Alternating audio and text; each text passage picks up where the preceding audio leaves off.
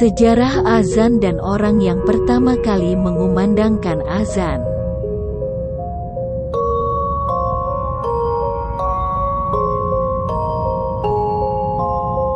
Nama Bilal bin Rabah tetap abadi dalam ingatan Muslim sebagai muazin pertama dalam Islam.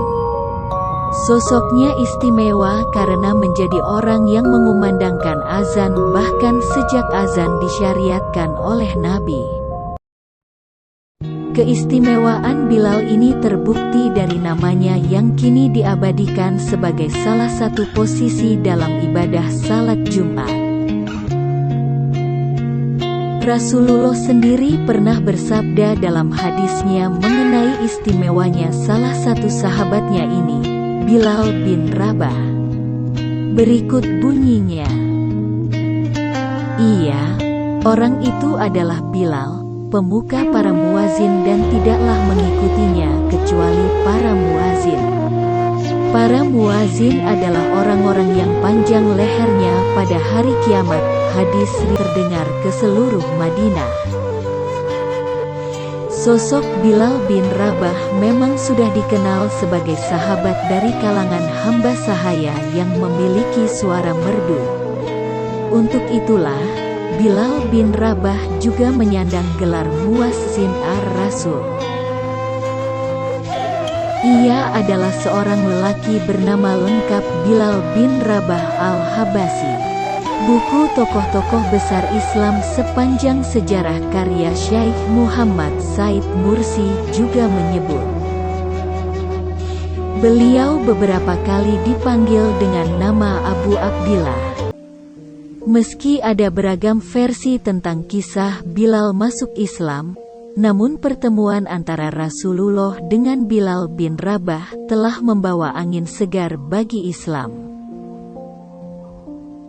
Bilal juga merupakan satu-satunya ashabi kunal awalun yang berasal dari golongan budak kulit hitam, sebab ketika Bilal masuk Islam statusnya saat itu masih belum merdeka.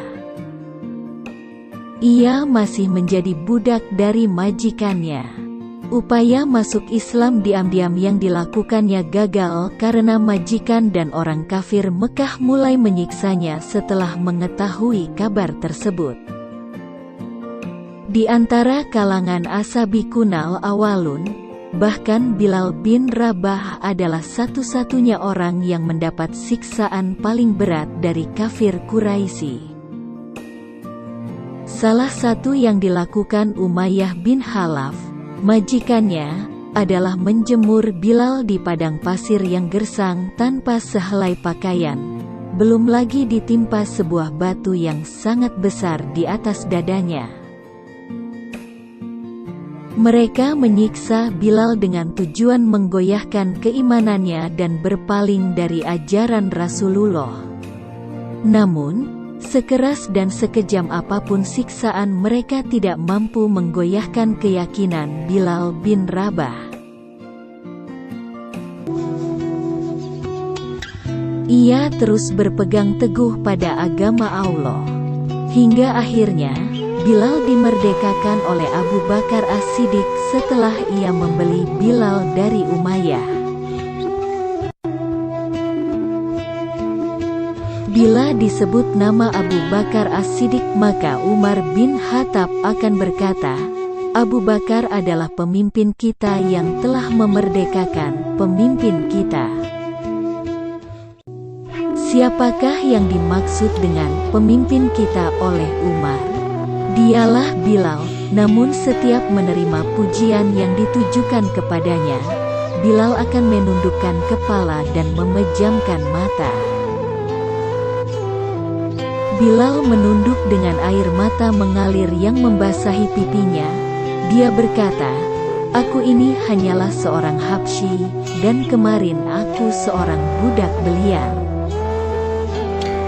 Benar apa yang dikatanya, sebelumnya dia adalah seorang budak belian. Namun berkat keyakinannya yang kuat terhadap agama Islam dan kenabian Nabi Muhammad, beliau mendapat derajat dan kedudukan yang tinggi bersama orang-orang suci lainnya. Bahkan banyak para pemuka dan petinggi kaum Quraisy yang sebelum datangnya Islam mempunyai kedudukan jauh di atas Bilal bin Rabah. Namun setelah datangnya Islam, mereka tidak dapat menyaingi keharuman nama seorang Bilal si budak belian. Sebelum datangnya Islam, orang-orang Arab sangat membanggakan asal-usul keturunannya, dan di masa itu perbudakan masih merajalela. Situasi sosial seperti itu tentunya sangat merugikan bagi seorang budak yang asal-usulnya tidak jelas. Dia tidak termasuk dalam bani, kaum keluarga besar, manapun. Seorang budak pada masa itu tidak memiliki hak apapun, hidupnya telah dibeli oleh harta seorang tuan. Setelah dibeli, dia murni milik tuannya. Mereka bekerja menggembalakan hewan ternak milik tuannya. Keseharian para budak kebanyakan hanya berada di antara kambing-kambing dan unta-unta milik para pembesar. Namun apa yang terjadi pada dunia perbudakan di Arab pada saat itu sesungguhnya hanyalah salah satu bagian dari kondisi perbudakan yang sudah berlangsung sangat lama dalam sejarah manusia. Sejarah tertua perbudakan tertulis dapat ditemukan dalam Hukum Hammurabi, 1760 sebelum Masehi. Namun fenomena perbudakan itu sendiri sudah jauh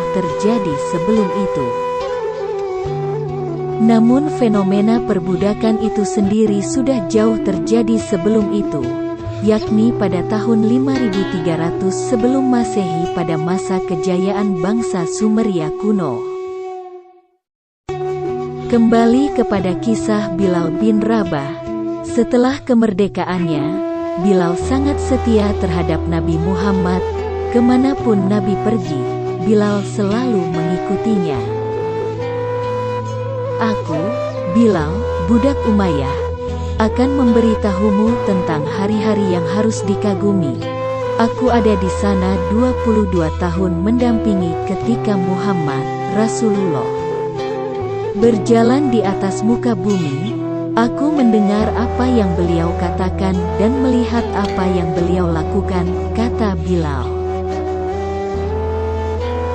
Ketika Masjid Nabawi di Madinah selesai dibangun, Rasulullah telah mengambil keputusan akan menggunakan nakus, lonceng, sebagai alat untuk memanggil orang-orang untuk salat. Namun Rasul sendiri tidak menyukainya karena menyerupai orang Nasrani. Hingga salah seorang sahabat Nabi yang bernama Abdullah bin Zaid bin Abdi Rabih bermimpi. Di dalam mimpinya itu dia didatangi seorang laki-laki. Laki-laki itu memakai baju hijau, di tangannya membawa nakus. Aku bertanya kepadanya, "Ya Abdullah, apakah engkau mau menjual nakus itu?" Orang itu menjawab, "Akan kau gunakan untuk apa?" Aku menjawab, "Untuk memanggil orang buat salat." Dia berkata, "Maukah aku tunjukkan kepadamu cara yang lebih baik?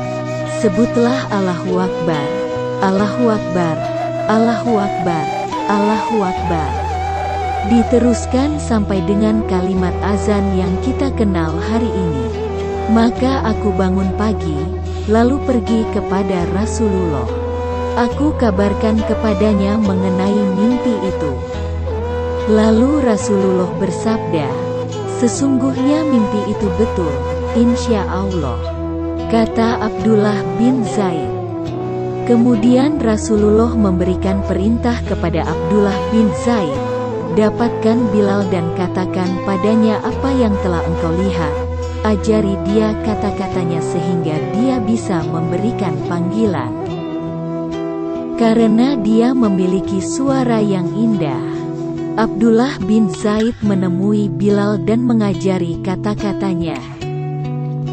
Setelah diajari, mulailah Bilal azan. الله أكبر الله أكبر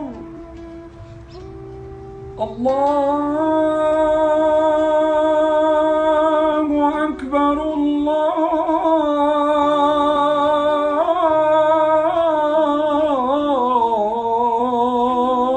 الله أكبر أشهد أن لا إله إلا الله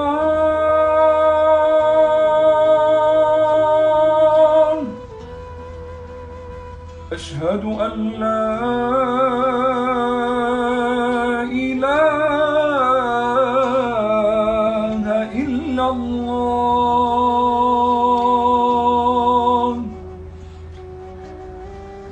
أشهد أن محمدًا رسول الله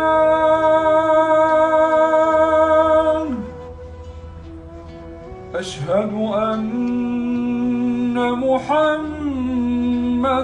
رسول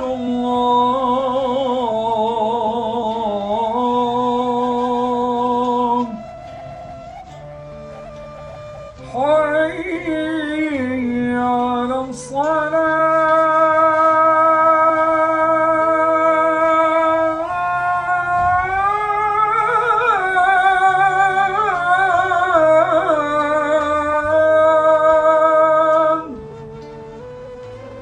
حي على الصلاة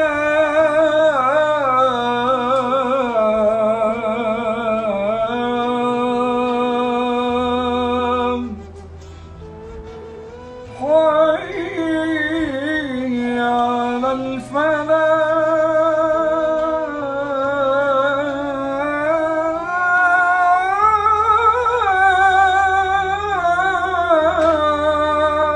الفلاح حي على الفلاح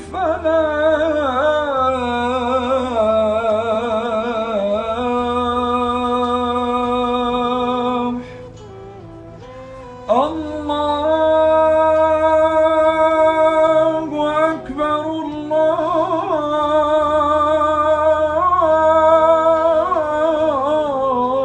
الله أكبر لا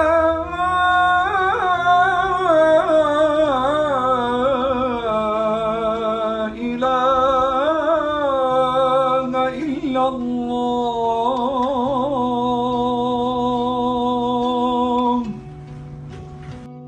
Azan tersebut adalah azan pertama dalam sejarah Islam, dan dilakukan oleh mantan budak yang sebelumnya dihinakan. Umar bin Khattab mendengar seruan itu saat masih berada di rumahnya. Dia buru-buru keluar, menyeret jubahnya di belakangnya, berkata, "Demi Dia yang mengutusmu dengan kebenaran, wahai Rasulullah, aku melihat mimpi yang sama." Nabi Muhammad senang dan berkata, "Segala puji bagi Allah."